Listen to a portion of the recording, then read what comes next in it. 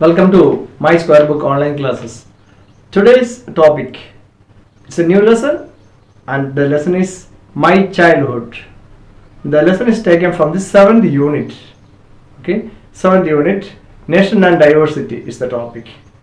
So the nation is having different culture. There's a tradition in our culture, in our nation, and that's called a unity in diversity. There are different culture and civilization, traditions, customs in India. North India, South India, Western, Eastern, all the parts, different religions. In spite of having different religions, different food culture, different dressing culture, different, all everything is different. Though we are all Indians, still there is a unity among the people of our country. So the lesson is about the diversity. How is it existing in our country? Okay, and unity existing among the diversity. Okay, so the lesson is my childhood. I was born into a middle class family, and that too is who is this I here? It's all about the childhood memories of Dr. APJ Abdul Kalam.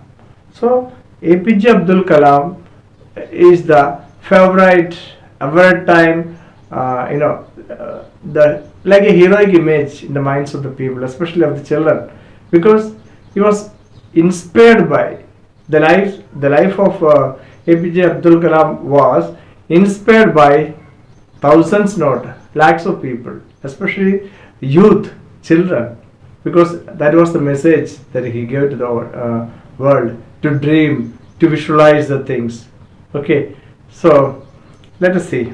So he was born in a poor Tamil family in the island of near Rameshwaram. Rameshwaram is a place, so third part of India, in the erstwhile Madras state. Older time it was Madras state, now it is Tamil Nadu.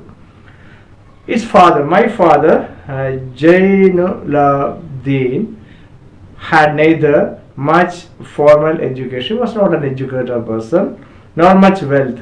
So the his father had no much wealth, no much education. Despite these advantages, he possessed great innate wisdom. He possessed wisdom. Knowledge is what you are gaining from the textbook and from the other things, other medias, from people. Knowledge. Wisdom is what? Is a quality that you download it from the. It's a quality of understanding the matter in detail. So he possessed great wisdom and its generosity of spirit. What is generosity?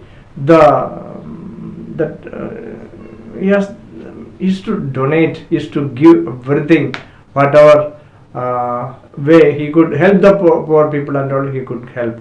It's called generosity, helping others, sharing the things with others.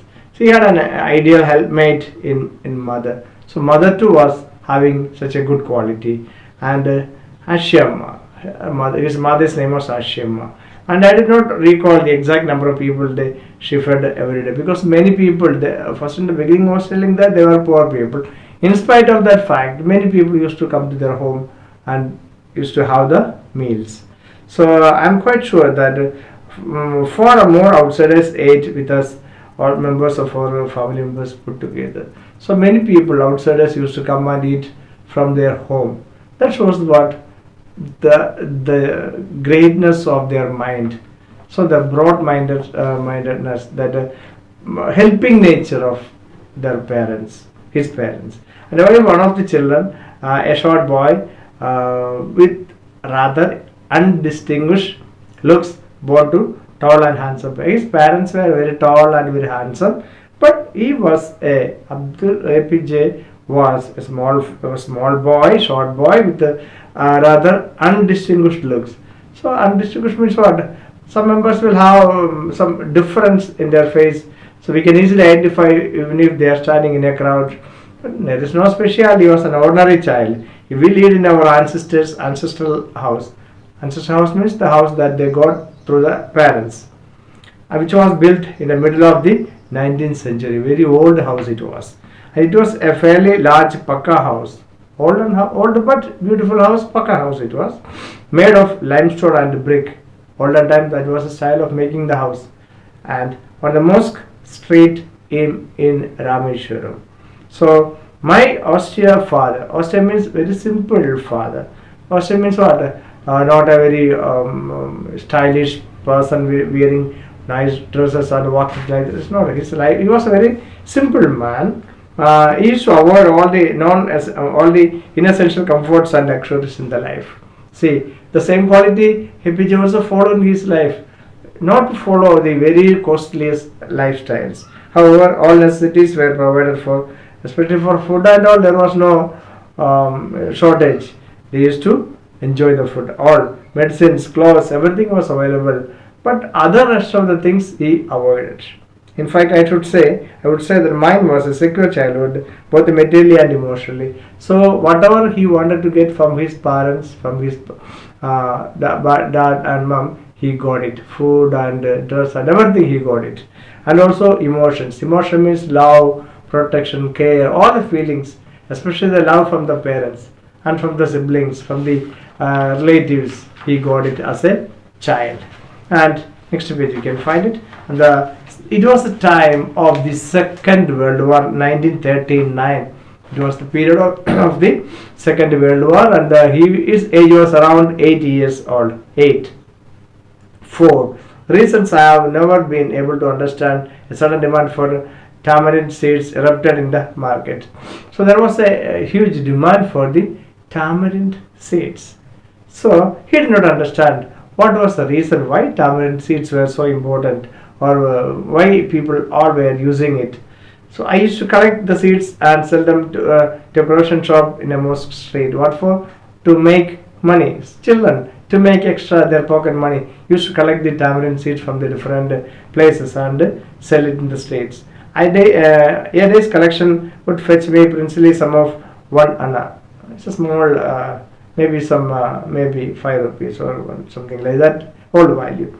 My brother-in-law, Jalaluddin, would tell me stories about the war, which I would later attempt to raise in the headlines in the Dinamani. So when he was able to read and write and all, he used to listen from his brother's brother used to read and he used to tell the stories about the World War and all, who were fighting.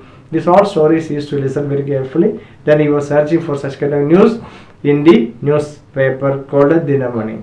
Our area, being isolated, was completely unaffected by the war.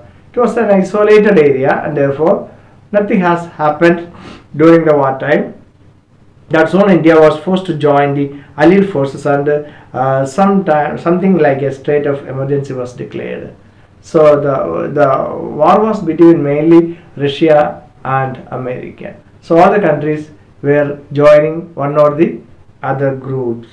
And the first casualty came in the form of a suspension of a train halt at Rameshwaram station. So the train used to come earlier. So when the war became very strong, the authorities, they stopped the train that was coming to Rameshwaram. So that forced my cousin Shamsuddin, who distributed newspapers in Rameshwaram. So his brother was, my cousin brother was the agent for supplying the newspapers. And a train on the Rameshwaram road between Rameshwaram and Dhanishkodi, the train was running in this area. They used to supply the newspaper. That forced my cousin Shamsuddin, who distributed newspapers, to look for helping hand to catch the bundles, and as if naturally I filled the slot. So there was a person's support actually needed by his brother. What for? To collect the to carry the newspaper, bundle of newspapers, again distributing in the villages, and Shamsuddin helped me earn my first wages half a century later. I can still feel the such a pride in the earning my own money for the first time. Still he remembers that APJ says that in his childhood time he used to make money by distributing the newspaper. He was supporting or helping his cousin brother Shamsuddin. And every child is born with some inherited characteristics. The specific socio-economic and environmental, emotional environment. So every child is born with some talent, and that too, every child is born and brought up in a different atmosphere, and trained in certain ways by figures of authority. Every home, especially in the olden time, parents or grandparents, somebody would be there in the home to make the decisions and all, and they always grow. The children grow with a discipline. I inherited honesty and self-discipline from my father. So the best quality that APJ Abdul Kalam got was two qualities from his father. One was self-discipline, and the other is the honesty. These two qualities are very essential for the success of a person in his life. So from mother, what did he get? I inherited faith in the goodness and the deep kindness, and so did three my brothers and sisters. Not only APJ Abdul Kalam, the rest of all the brothers and sisters also, he inherited good qualities from the parents. That's what many children nowadays are not getting from their parents. They are not inheriting such good qualities, because many cases when parents may not be the good role model for the children. Then if the parents are role model, then naturally the children also would acquire such kind of characters, especially discipline, honesty, kindness. These are all positive qualities. And I had three close friends in my childhood, he says. The author says, or the APJ Abdul Kalam says that he had three friends, childhood friends were there. One was Ramananda Shastri, the next one was Aravindan, and the third person's name was, their boy's name was Shiva Prakashan. All these boys were from Orthodox Hindu Brahmin families. Hindu Brahmin families. What kind of family? Orthodox Hindu family. What do you mean by Orthodox Hindu family? Orthodox means they used to do the puja and all very strictly. Such kind of people who believe in the traditions and all, they are called Orthodox. All childhood friends, three boys were there. They were from the very Orthodox family background, Hindu family background, Brahmins family background.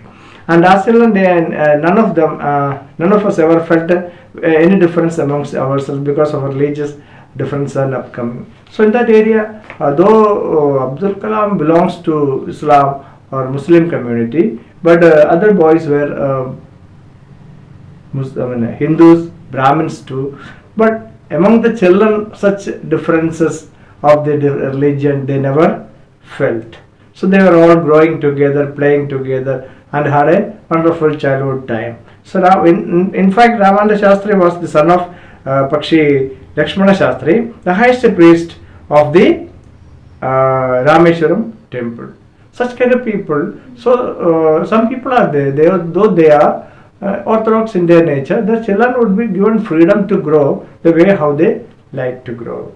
And later he took over the priesthood of the Rameshwaram temple from his father, who his childhood friend. Aravindan went to the business of arranging transport for visiting pilgrims, and Shiva Prakashan became a catering contractor for the Southern Railways. So all his childhood friends went to do the different jobs.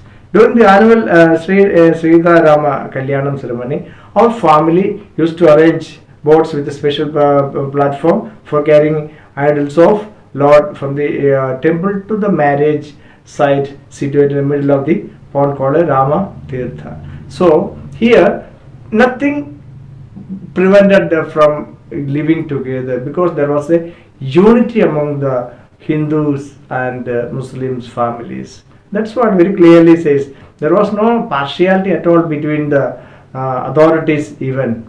Okay, so they all grew together. That's what exactly to be done.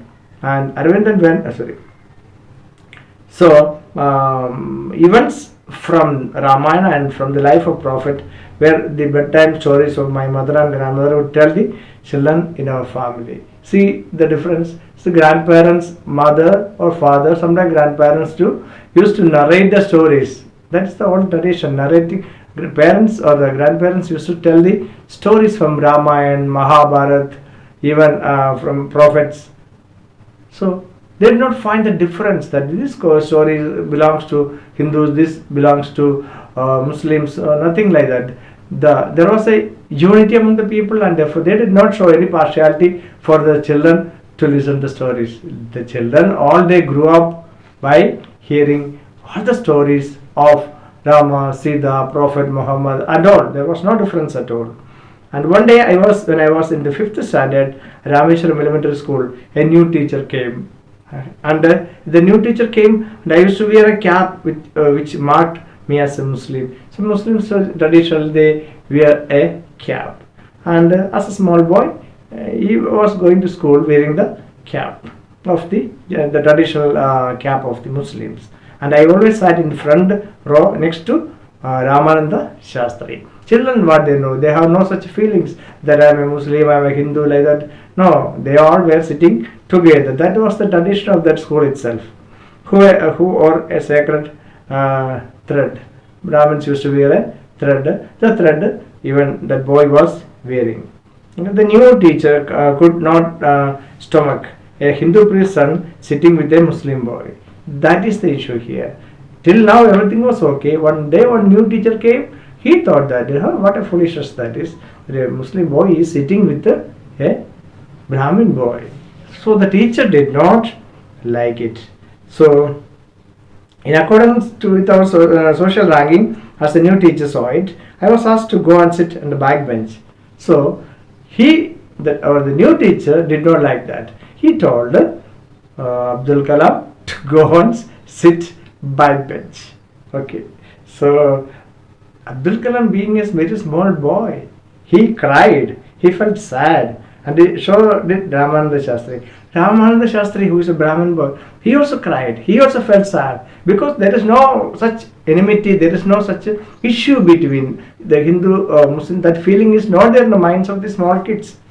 Okay, so he looked utterly downcast as I shifted to my seat. So he felt, Ramananda Shastri felt very bad, because for him, the friendship is more important than the caste or religion or anything. And the image of him weeping when I shifted to the last row left a lasting impression on me.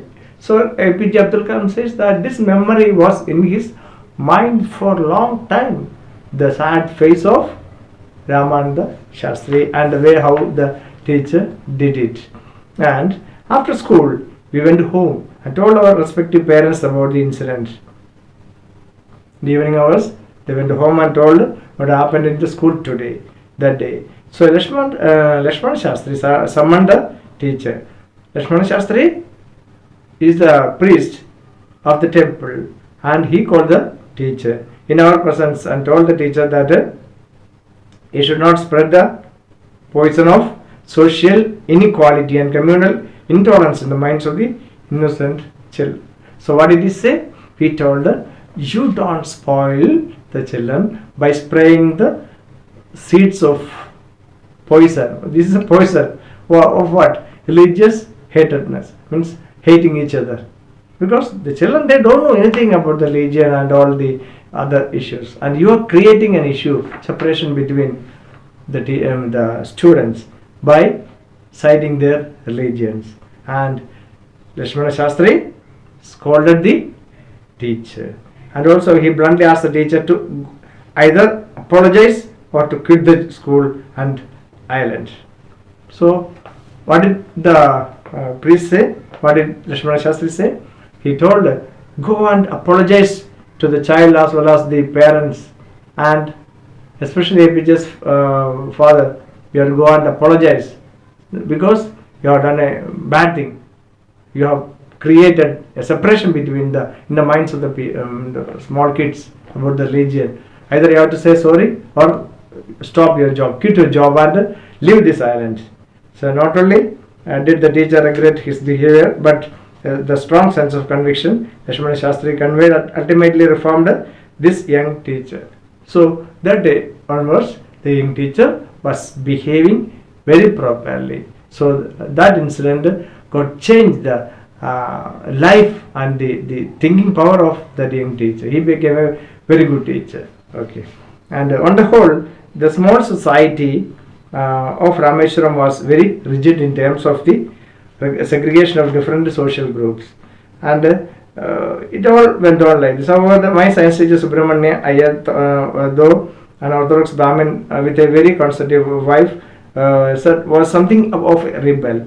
He did not did his best to break the social barriers so that from various varying background could mingle easily. So once his teacher, another teacher, okay, he called, his name was Subramanya Iyer. He invited this boy APJ Abdul Kalam to come to his home.